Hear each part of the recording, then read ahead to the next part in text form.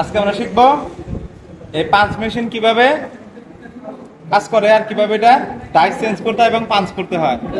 প্রথমে যে এই যে নবটা দেখতেছেন, এই নবটা এরকম টান দিলে এটা এই ডাইসটা আটকা রাখার জন্য আপনি এটা এরকম করে রেখে এরকম টান দিব।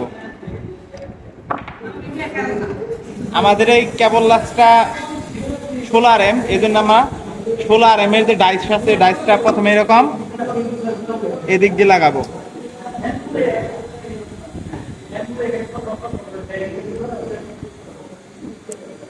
লাগানো হয়ে গেলে এটা আবার উল্টা দিকে চাপ দিলে এখন থাকবে।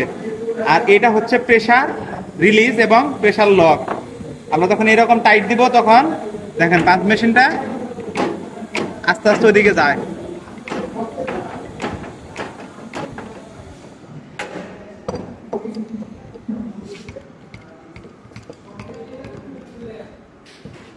এবং যখন পাঞ্চ করা শেষ হয়ে যাবে তখন এটা ঘুরানি দিলেই